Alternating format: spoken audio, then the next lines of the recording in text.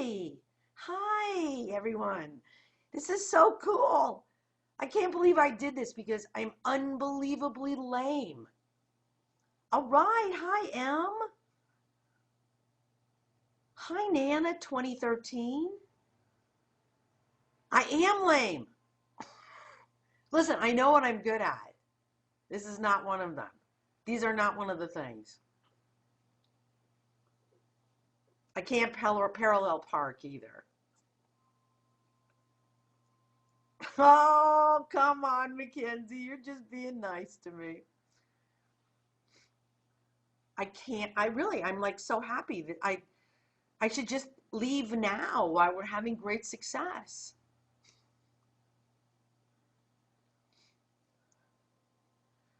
Oh, Emily wants to know how the newest book is coming. Well, the newest book, Mare's Nest, is all finished and it's going to be available, I'm hoping, mid-November.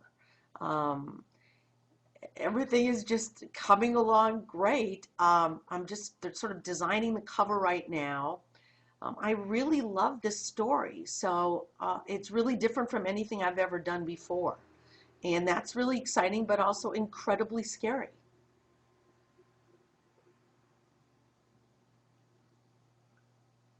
I hope it's a treat for Christmas, Emily.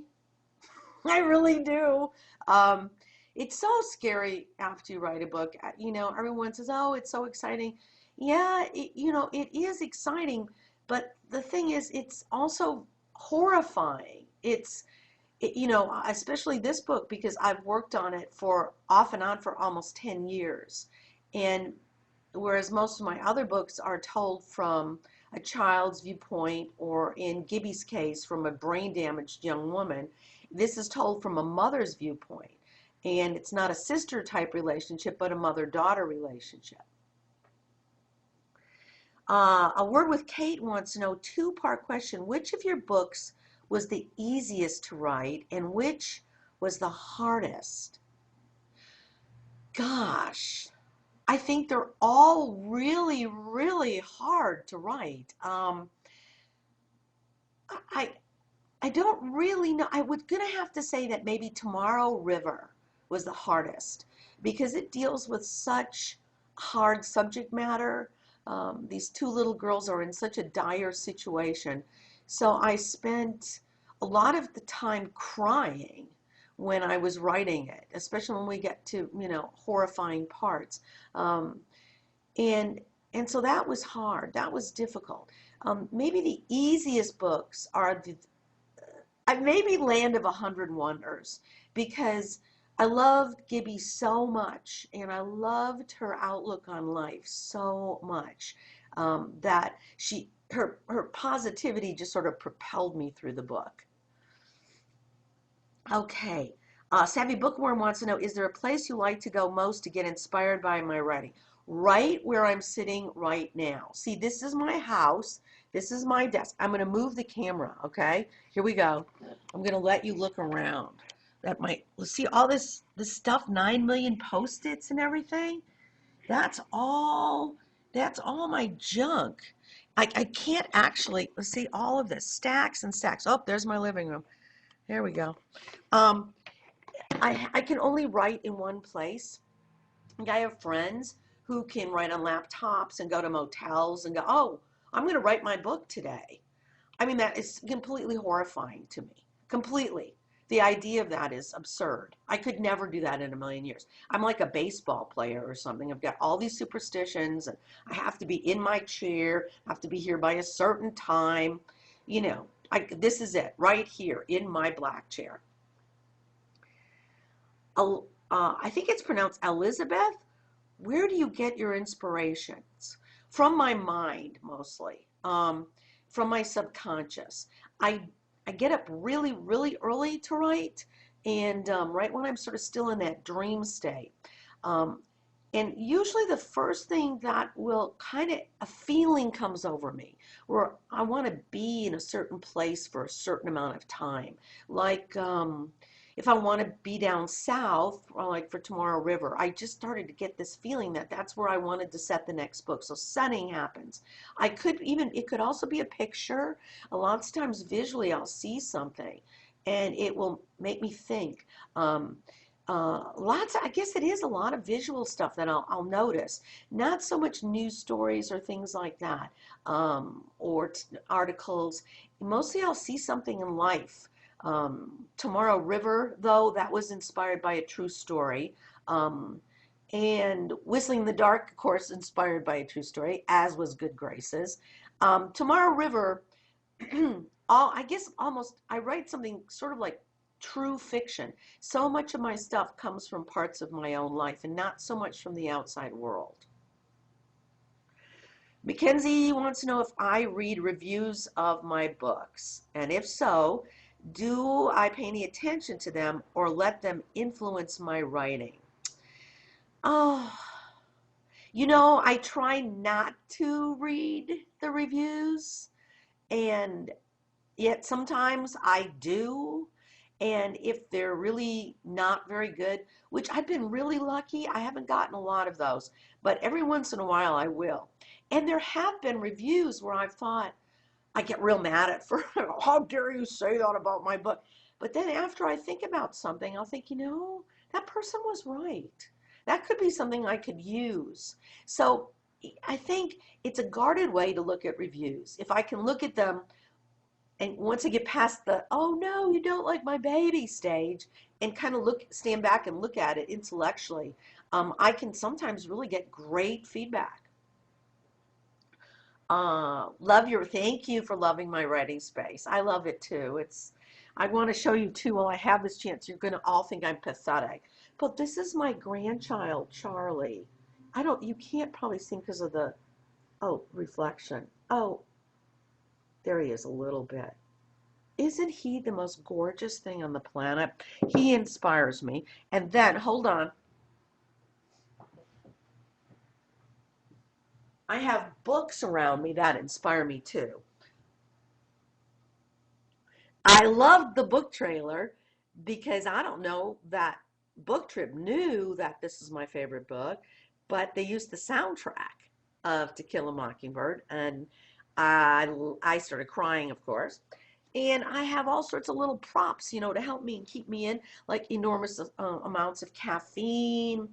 And my dog, Daisy, where are you? I have two dogs, but my little dog is here. Oh, are you hiding? I guess she's hiding. She's a little camera shy. My big dog's outside. Okay, let's see. Okay. Donna Berry wants to know where I get the names for my characters. They just sort of come to me. And every once in a while, I'll see a street name or something funny will just hit me, or I'll meet somebody and I'll think, oh, I like her name really, really a lot. Miss Florida from Land of 100 Wonders was a customer at my restaurant. And I love that. Her name was Florida, so I used that in a book. So all different sorts of places. For D563 said, our book club read Whistling in the Dark in June and really enjoyed it. We're looking forward to Good Graces, the sequel. We all could identify with so many situations of the O'Malley sisters and the times. Oh, thank you so much. It's particularly joyful for me to write about the O'Malley sisters. Because it's my childhood. So the whole duration that I'm writing the book, which usually takes me about a year, maybe longer, I get to be my kid self again, which is fantastic and about 1,000,000 times better than being an adult. So I'm so happy. When Whistling came out in the dark, I had no idea that it was going to be as successful as it was, and that it's touched so many people's lives, especially people who grew up in the 50s, is, just, it's fantastic for me. It's just, you when you write a book, you hope to touch people. And so when you do, it's amazing. It's just the one of the best feelings ever. Bookworm asks, what types of research do you do for your books? Not very much. I'm not a researchy person. I occasionally will have to, if I write something in the 50s, um, or a time period, I'll have to go back and check that kind of stuff. Uh, uh, my memory is pretty amazing. Um, as long as it doesn't involve math or anything like that. But if it's just wonderful memories and things like that, I can bring those up pretty easily. But I might forget a song title, or I might forget um, one of the dancers on American Bandstand, or even in a book, I might refer to something that I vaguely know a little bit about, and then I have to go online. Thank goodness for online. I think about this all the time. In the olden days, I mean, what did writers had to go to the library? Oh, I would take, in covered wagons. Um, Nana 2013 wants to know, who is your favorite character from your novels? Oh boy. I'm pretty fond of Miss True O'Malley. She's so naughty. Uh, and of course, I love Sally for her sweetness. I guess they're like, they're such real people to me that I like all of them for different reasons. Um, Even the bad guys, I enjoy. The bad guys are really, really fun to write. So I love them too. I don't know that they're my favorites, but they're the favorite in the sense that I really enjoy writing the bad guys because you can get so wicked. Um, do you do anything special to prepare to write from a point of view that is vastly different from your own? I don't. Because I only write from my viewpoint, just different parts of me. When I write from the child's viewpoint, um, I write from the child part of me. And when I am doing another character, another child character, then I bring up that child that I'm basing the character on, and I'm her then. I mean, this is where being an actress comes in super handy, because it's really easy for me to move from character to character because I'm used to that. I'm used to, having, it sounds kind of crazy, but I can move easily to be someone else. But that comes in so handy when writing. Bookworm wants to know, do you do anything special to prepare to write? Oh, that was the same one. Isn't he adorable? Charlie is the love. Oh my God.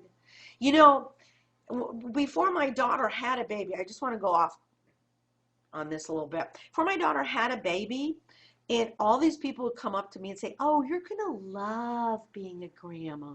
It's like the best thing in the world. I went, yeah, okay, great. I, I went, okay. It meant nothing to me. And then even when my daughter got pregnant, I was excited. Of course, it was like, yay, yay, we're going to have a grandchild. This is awesome. But, I didn't run out and get any sweatshirts with, I love my grandchild or anything. But, oh my God, now that I am pathetic, I stalk my grandchild. I will go over there at all times of the day and the night. They only live 5 minutes away. I don't know for how much longer, but and I can't wait. If I see him outside, I'll go there. Or sometimes I look in the windows at him, and we have these huge adventures, and it's the coolest relationship ever. Um, Emily wants to know, what is the greatest struggle you faced during the publishing nightmare? Oh my God, where do I begin? Um, well, oh, it's all really, really, really hard. It's the hardest thing next to giving birth that I've ever done. Um, when I first tried to get published, and I tried to get my first agent, first of all, um, Whistling in the Dark was rejected for representation, literary representation, 156 times. That's the most I've ever heard anybody being rejected. So, around 145 or 50, I did start thinking to myself, maybe they know something that I don't know. But, I believed in the book so much, and I believed in the story so much. And I think that's the part for all writers, or any writers that are out there. my best advice to give you is never, ever, ever give up. And don't believe anybody. Don't. If you believe in your story and you believe in yourself, you just have to press onward. Um, and then, of course, once you get um, a publisher, then there's a whole nother ball of wax that you have to deal with because they're buying your book. So, what was yours and guarded and taken care of and loved for so long is now theirs. And so a lot of changes and things have to be made. And according to different contracts and things, they get to have more or less control. And so it gets a little, headbutting. And that's kind of hard. That's tough because I have strong feelings, of course, because these are my little my book children, and it's different because you've got art or creativity meeting commerce. So our goals are different, and so to try to work that out can get, as my granny used to say, a bit of a sticky wicket. So. You see me? I'm so glad you see me. Good. Good. Do I ever get writer's block? I wish I would. My brain never, there's no off switch. So my problem isn't not getting any ideas to write about. It's about having too many ideas. So it's like having a little hamster in my brain shouting out ideas every 30 seconds. Once I'm locked onto a book, then I'm fine. And I stay there and I'm in there and I'm totally focused. But when that book is finished and it's time to start a new one, it's it's like all these things calling out to me, write me, no, write me.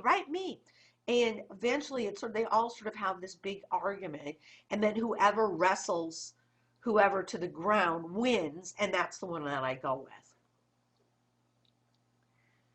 Let's see.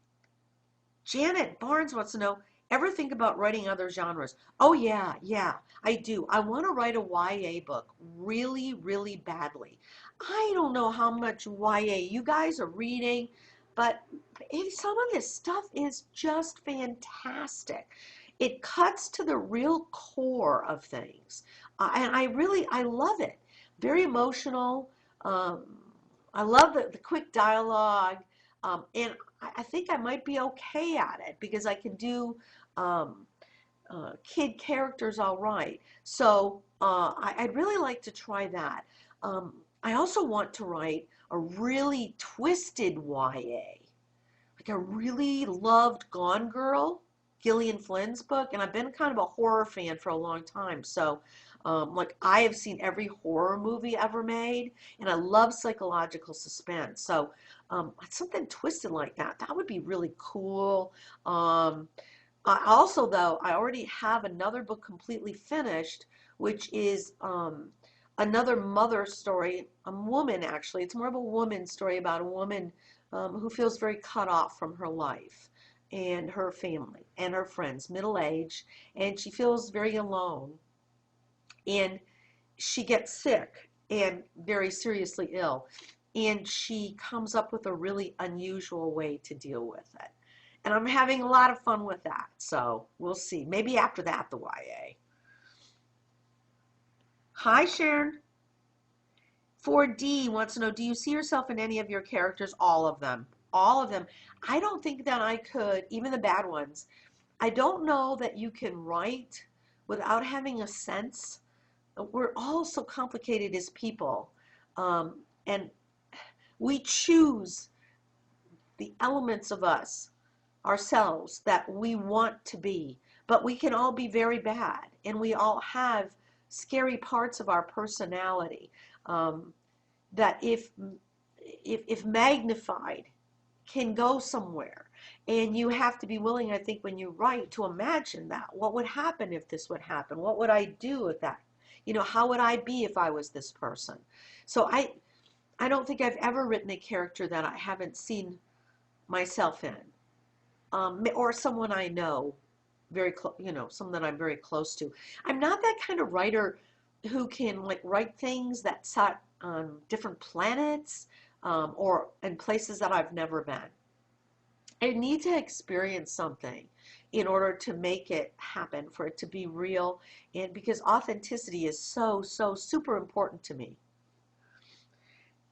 Elizabeth, have you ever, or yeah, see, have you ever, would you ever write a children's book? Well, maybe a little, you mean like a little kid's book? I don't know.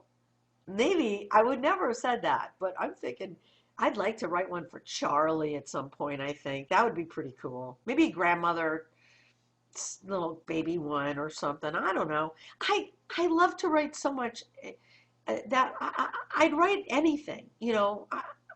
And I'm so interested in so many different kinds of stories and genres.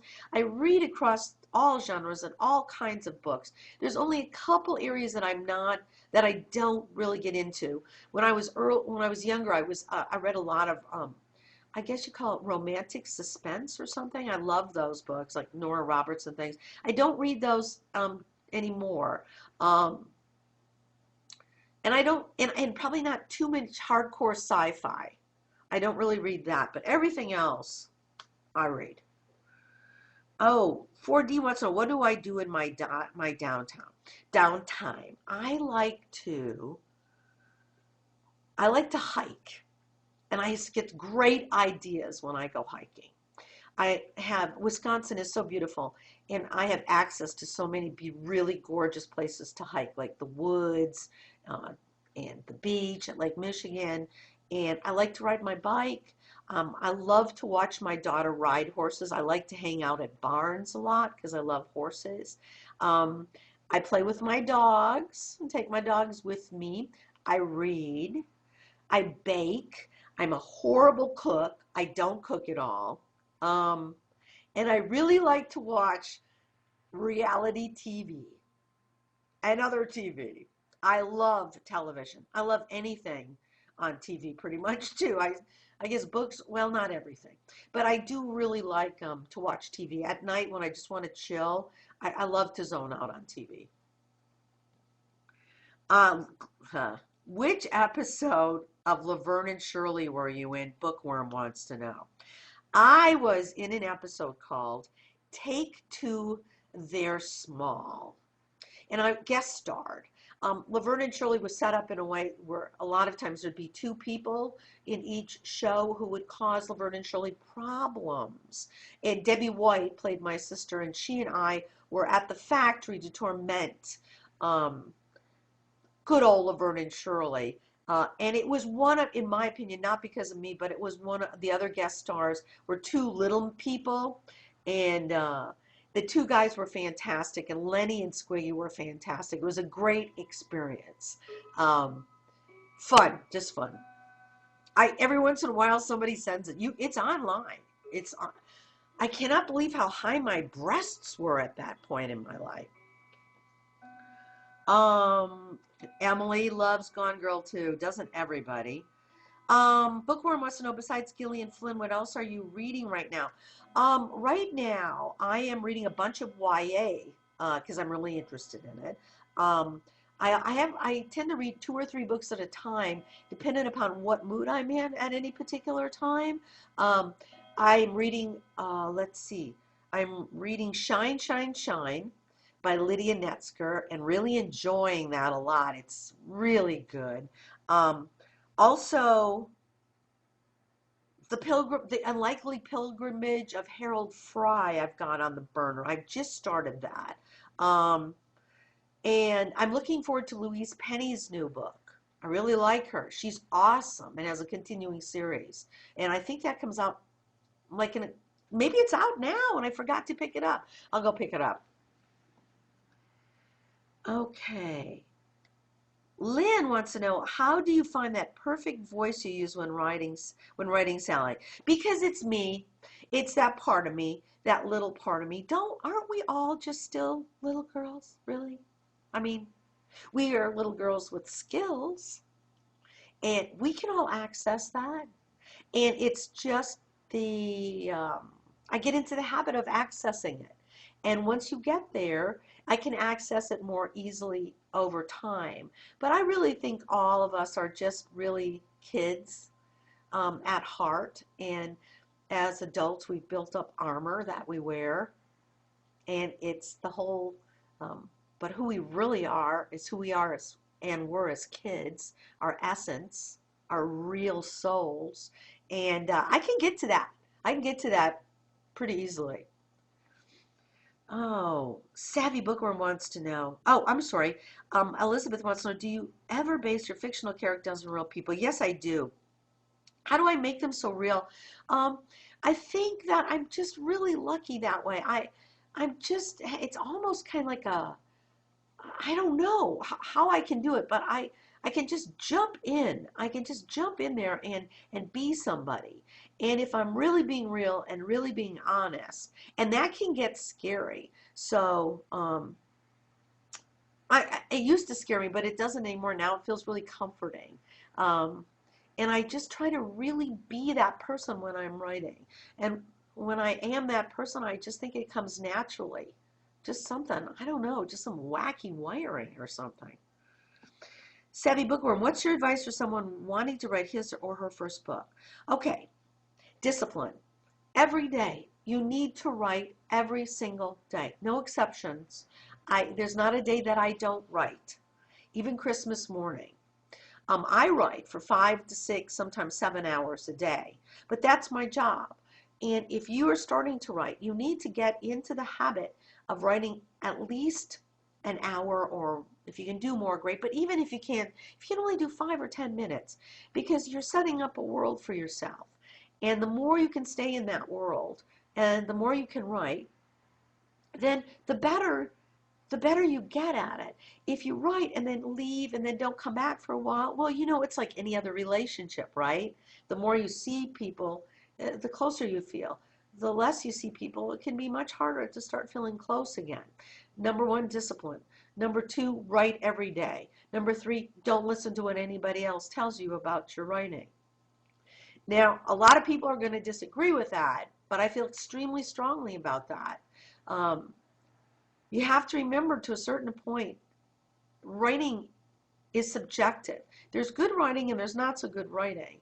But how you do it and what it means to you and how you feel about it, that's all about you. And that should be something that, yeah, you can get feedback if you want, but I guess don't take it too seriously. Don't take it too to heart. Stay true to yourself. Stay very, very true to yourself. BookTrib, what's my favorite thing to bake? Chocolate chip cookies, which I can eat the entire batch of. I also like making all sorts of treats for Charlie and my kids. Cakes and brownies. And I'm really looking, Halloween is right up there with Christmas as my favorite holiday. So I always buy a million those little holiday things, Halloween things at the grocery store, that special cool stuff you can do for the holidays. So I've got about 20 things already chosen. I love Halloween. Watch, I'm going to show you how much I love Halloween. Hold on. Can you see that? Oh, I hope you can see that. Woo! There's my Halloween painting. Woo! Halloween inspires me. I want to write, one of the books I want to write is Sally and True Story, set, maybe a novella or something, set on Vliet Street during Halloween time. Because, ooh, I love it. What's your favorite? Okay, Elizabeth, what's your opinion of ebooks and the digital revolution? Well, I'll tell you what. Here it is. We're in it. I used to work in the record business for a very, very long time. And if you had told me then that as I was standing at the corner of Sunset and Hollywood, seeing 4 record stores on each corner, hey, guess what? In a little while, there's not going to be these things called records. It's all going to come through space. Well, I would have had, of course, a little hard time believing that. I think at one time I took a pretty hard stance against it. But, right now I've been doing a lot more, reading on my Kindle. I can see why people like it. I definitely can. I love the instant gratification of it. I think perhaps I will always still love best books, but I can absolutely get why people love it. And the convenience factor And I think we are so going in that direction. It's happening right now. I mean, it's changed so much even in the last year. So I'm kind of a hardcore bookie, but I also totally get and am using devices as well. So Emily wants to know, what is my favorite TV show? Well, right now it's So You Think You Can Dance. I like any show, because I'm an actress, with singing and dancing. Anything, I will watch it. I watch Idol. I watch all that stuff. What's that one with Christina Aguilera? I love that one too. I love all that stuff. So reality, I love Amazing Race. I'm really big on this reality stuff. Dramas, I love them too. I love all of it. I really do. I'm pretty much mainstream, but I also love real kind of cool stuff like Nurse Jackie and that kind of stuff. All that HBO stuff is so fantastically acted. Do I still act? Bookworm wants to know. I do only voice now. It's funny that you asked that, because I've been thinking, gosh, I'd like to be in a play again. But there's only so many hours in the day, and but it's in my brain lately. I've been thinking I would like to be in a play, so we'll see. Word with Kate, do you think your experience in New York City has shaped you or your writing? You mean when I lived there? Gosh, you know what, Kate? I think everything that you do shapes your writing. Everything. I mean, I have lived in all three big cities. I've lived in Chicago and LA and New York. And now I live in a very adorable, charming town in Wisconsin.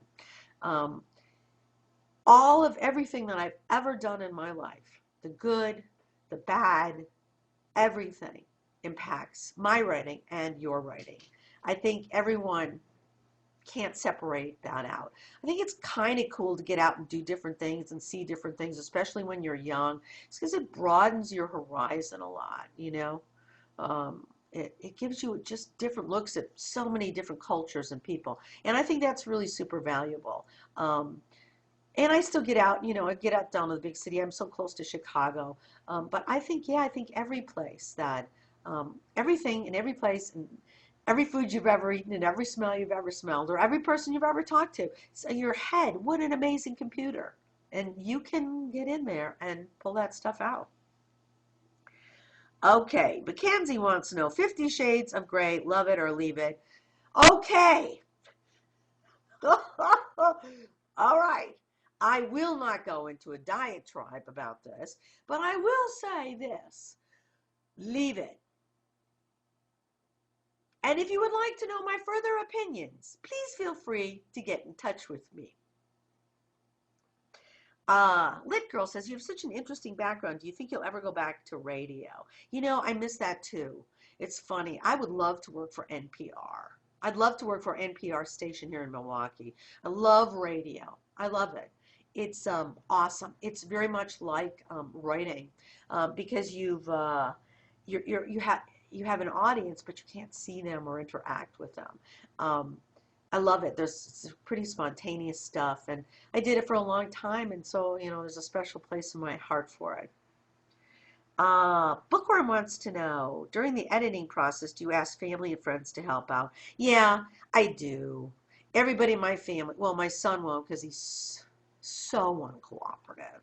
But my daughter reads, my husband reads, and my friends read for me first drafts, and they're so brave and so kind, because the first drafts are always kind of not so good, but they give me their input, and if they say something that hits home, it's just invaluable. It's priceless. Joan wants to know, I haven't had a chance to read Good Graces,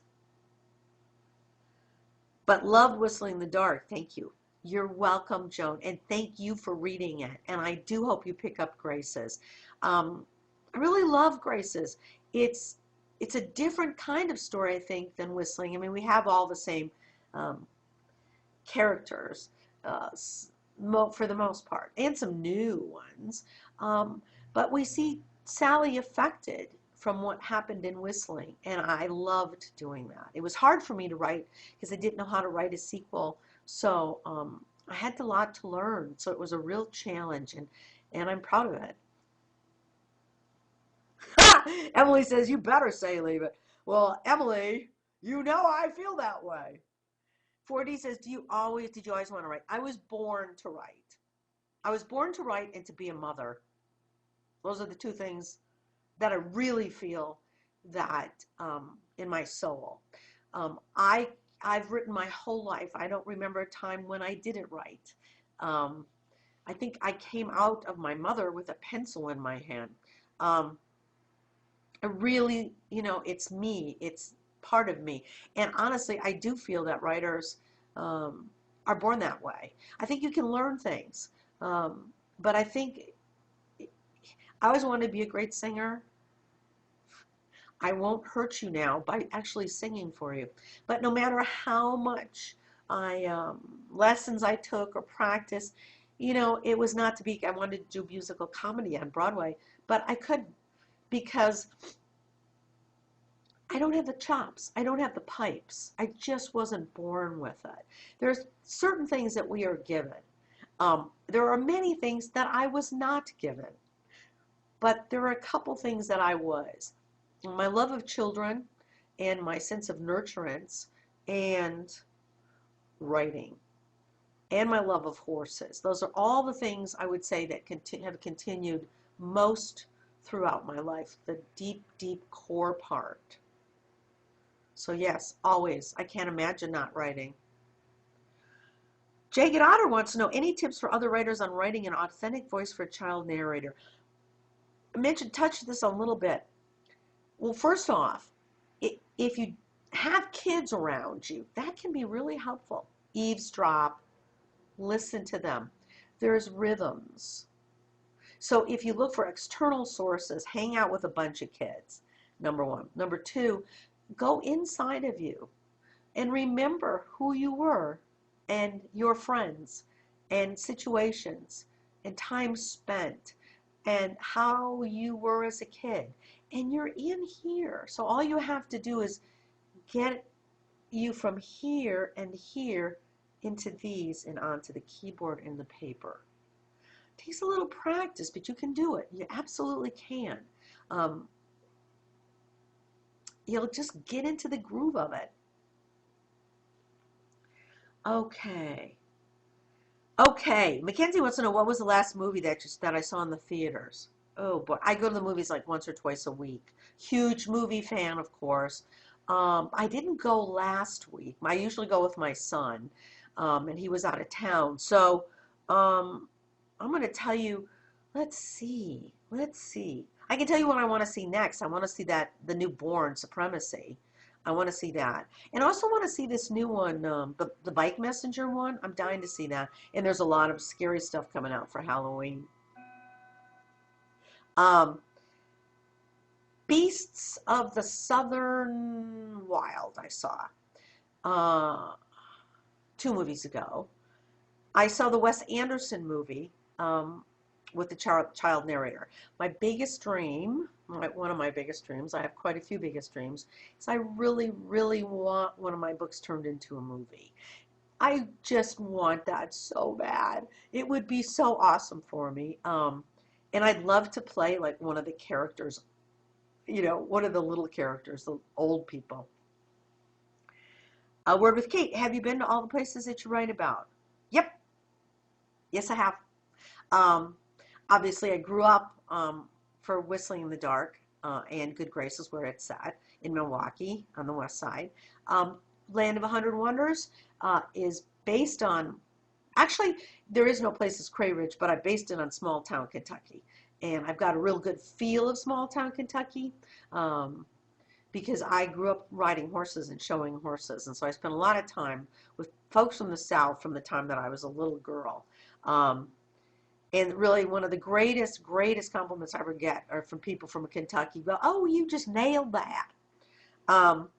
And in terms of Mare's Nest, my new book, that's set in Wisconsin and Illinois. So yes.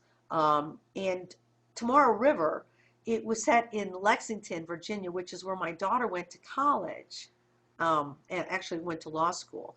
So, and Lynchburg figures in that one. That's where she went to undergrad. I gotta be someplace. I can be there if I close my eyes. I'm like Dorothy. I can click my little tennis shoes together and actually be back in the place, which is really handy. Emily says, I love book covers. Do you love all your book covers? No. Are they what you pictured? No. None of them are what I pictured. I actually do love whistling. That's a long story, but I'll get that back to that. I don't care for Land of 100 Wonders at all. It's my least favorite book cover. Closely followed up by the hardcover of Tomorrow River. To me, that looks like a travelogue for a river cruise or something. I do love the trade paperback of Tomorrow River because I took that myself, that cover. I art directed it. And I do love Good Graces. I wouldn't have done it exactly the way they did, but I do like it. Very few authors, I don't know if you know this, get to pick their book covers. Just a very few. The big guys, the really big guys, like I'm sure James Patterson does and stuff. Jodi Picoult, but not me. So, yeah, book covers can be really like whistling. When I first saw it, I was horrified because, we all know how important, if you've read the books, the hair color is for the girls. It's a plot point. And when I got it, Sally had her blonde hair, but True just had brown hair. And it needed to be red. And so that took, a bunch of convincing that we needed that red. And when I went back to them and said, please, they said, no, we can't do that. Once it's created, it's created. I said, please, I'm begging you. I'll do anything, please. Because, readers are going to pick this up and they're going to look at the little girls and they're going to say, well, there's Sally, and who's that girl? Because of the red hair being so important. And they didn't agree with that. But I begged, and then what I usually do is I usually beg, and then I get really mad and lose my temper. And that's what I did. So I just, wrote off this really kind of snippy note saying, fine, I don't know about you guys there in NYC, but we have something in Wisconsin called Photoshop. I'll do it myself.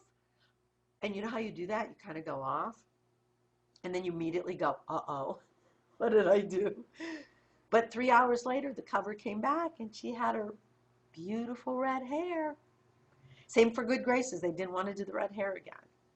So it's kind of, that's the whole thing about publishing. It's an ongoing, you have to protect your baby. Your book is your baby. No one will love your book as much as you do, and you have to keep it safe. Savvy Bookworm wants to know if anyone else in my family's a writer. My son, I think, will grow. Both of my kids are fantastic writers, actually. But I think my son might grow up eventually. Oh, I mean, to be a writer. And I do. I think he'll be a writer. He's got a lot of talent. And my daughter, she could write. She could, she's off doing legal things. But yeah, fantastic. Both of them are great writers. Anyone that made you want to write or helps you to realize that you had talent. I got so lucky that way with teachers. I mean, right away when I was a kid, they made a big deal about it, And this was, a long time ago. They didn't really, self-esteem hadn't been invented yet. So they didn't really pump kids up like they do now. But I got so much wonderful feedback from teachers. Teachers, thank God, oh, this is good and this is good. And I didn't really understand why, because it came so naturally to me. A lot of the other subjects didn't in school, but writing came so naturally so that when they would say, well, that's really good, I'd think, well, yeah, I mean, what's the big deal? Because that's what we do when something is natural to us. It's hard for us to fathom that it wouldn't be natural and easy for somebody else. Until you picture yourself like doing math, and then I can do it, because I can't. I can't do math at all. So, yeah, teachers gave me great feedback all through school. And then later on, people keep saying, you should be a writer, you should be a writer. And I kept saying, well, But I don't really get how that works. I didn't, because books were so important to me as a child. I didn't really think of a human writing them. I thought of them like growing or so, in a garden or something. I'd see the name, of course, but it just seemed inconceivable that that could be man or woman made. Um, but I went into acting, and I still kept writing the whole time. Um, but I had no idea someday I would write a book. I just journaled and wrote. And have written a lot, thousands of advertising copy. I did a lot of advertising copy, which is as odious as it is. Great training ground, because even commercials have to tell a story in 30 seconds with a beginning, a middle, and an end. So it's good training. Um, Dee says, you're so bubbly and honest. It's easy to understand why your books are so entertaining. Oh, well, thank you. I'm not always bubbly. You should see me before I have my tea in the morning. No, you shouldn't. Lit Girl says, how long do you normally spend writing your books? You know, it takes me a long time. I'm not a quick one. I spend not very much time actually writing the first draft, but I spend a huge amount of time rewriting. I don't outline. I don't even know how to outline, and that is not my style. And I think that's one of the trickiest things about writing is finding your own process and the way that the stuff, opening up the door to let the stuff come to you. How does that work? For me, because I'm a fly by the seat of my pants writer, I get going and then it just comes. But as I'm going along, all sorts of different things happen, and then I got to go back and rewrite a million times everything that I've written previously to that. So it's interesting process for me. But I can't outline. That is just so not my style. Um, I kind of wish it was. I mean, it sure seems a lot easier, I think. But this is my style. You got to go with your own style. And did any of your books take more or less time than the others? Mare's Nest, my new one, I've written over 10 years. Off and on, off and on, off and on. So that's the one that's taken the longest to write. And of course, the longer you write a book, the more opportunity you have to drive yourself insane rewriting it. Because to a writer, I don't think a book is ever really finished. You just at some point have to say, okay, I can't do this anymore. I have to move on to the next thing. Hi, Janet. Janet wants to know, does the writing come easily or do you struggle at times? No, I mean, I think I struggle at times, but I'd say 95% of the time, 97, 8% of the times, it comes really easy to me.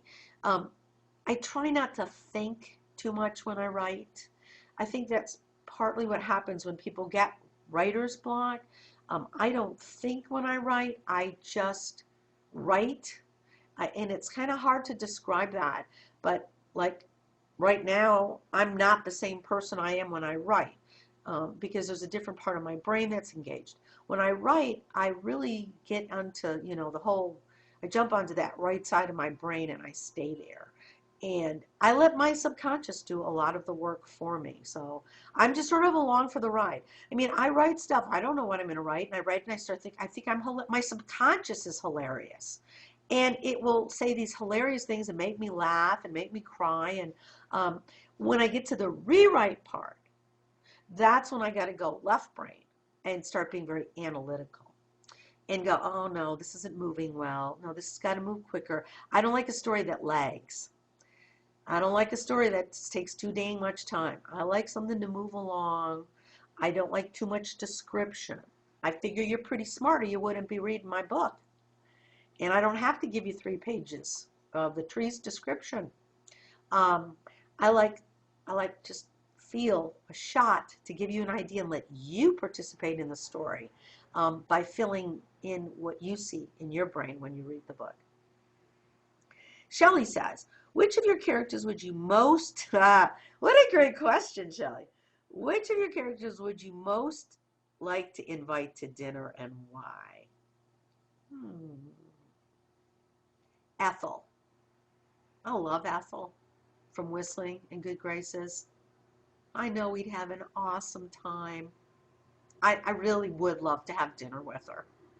Um, Least to dinner. Oh, I've got a wide variety of bad guys.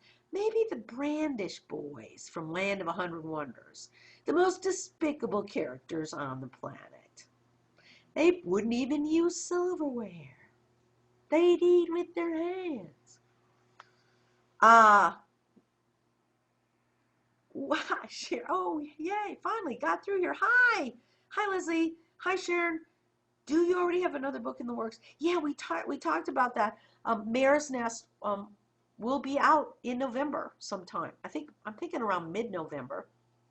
And I'm also writing another one right now that's I've already got the first draft done. So I'm having fun with that. It's kind of a cool premise. It's really important to me that you aren't disappointed. You know, it's easy, especially when publishers get involved, to write the same book over and over and over again. Um, and I don't want to do that. I really appreciate and love my readers. And I would feel so sad if you don't have to like all my books, but I don't want you to pick one up and go, oh my God, it's the same thing as the last time. It's very easy to get that way, to get in that pigeonhole, because publishers want books to be the same because they've sold before. I want to write all sorts of different things, and I know maybe some of them you won't love, but I hope you do, and know that I'm always working really, really hard to make them as entertaining, because I do think it's important, and involving, for you and me, so that I can enjoy writing them and get to be a better writer, and that you enjoy reading them. Shelley Mead says, which questions are you most sick of answering in interviews? Um, you know, I don't really have any that I'm most sick of. Um, I don't really have any. I don't mind. I don't mind. I'm happy that people are interested. I really am. I think it's kind of cool that people want to know about me. So I don't mind. I don't really have anything that I'm sick of. Emily Ann wants to know, Wisconsin authors rock. Yes, we do, baby. We have some fabulous authors from Wisconsin.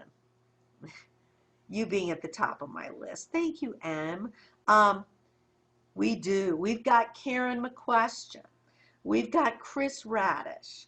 We have Lauren Fox. We have, Michael Perry. That's just the women. Rochelle Staub, my old childhood friend, who writes cozy mysteries but now lives out in LA. We have so many writers in Wisconsin. I would love to know that statistically. We really do have a lot. So it's kind of interesting. I think it's the winters. There's nothing else to do but write. And we got great guy writers too, Michael Perry, and, there's guy writers. I don't read that many guy writers, but a word with Kate, going off on the dinner party question. Do you have a go-to takeout place since you don't cook? I go everywhere. I go to my grocery store, and I do cook a little. Like I'll make hamburger patties and things like that. Nothing complicated. I'm really bad at this. But I'll go to different restaurants. Like I'll pick up some sushi. I'll pick up Chinese food. I love all food. I'm a huge, huge. After being in the restaurant business for, forever, 30 years or so, I'm a huge foodie. I appreciate food enormously. So, whatever looks. I love Indian. I love everything. I love all food. Andrew wants to know, do you have any favorite authors that you look up to? I do. If I had to pick one writer, it's a very tough now, because in all the different genres, okay, I'm going to say literary suspense, or maybe even horror suspense, it would be Gillian Flynn. I've loved Gillian from the very beginning, and I remember reading her very first book thinking to myself, this is really, really good. But I have this weird feeling about this girl. I think this girl's just going to wreck something someday. This girl has got real huge ability, and I think she is incredibly talented. Talk about keeping a story moving. Wow. Mystery stuff. I love Robert Parker. Bless his heart and bless his soul. Um, I've read every single book he's ever written, and nobody does dialogue probably better than Robert Parker. Um, Literary writers. I really love Amy Bloom. Hold on. Let me find. I've got her here with me. She's here somewhere. I keep Amy with me. She's around my desk somewhere here. I think she's fantastic. Um, and she's a real inspiration. There's so many wonderful writers. There's just so many of them. And I'm blown away all the time. Like, wow, I bow. I bow. And so, yeah, I love Amy Bloom. I think she's spectacular. You know who else I really love? Another born in Wisconsin writer, Nina Rivor, who wrote a fantastic book called Wing Shooters. Uh, she's fantastic. There's a certain, just like all of us, there's certain stuff that's extremely appealing. So, and when we connect, we connect, right? So, but I'll be surprised by somebody new all the time. So it's exciting about books.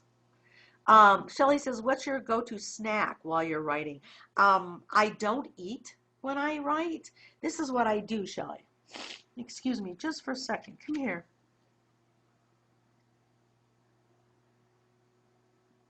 I drink so much tea that you can't believe it. A lot of writers take in huge amounts of caffeine. That would be me.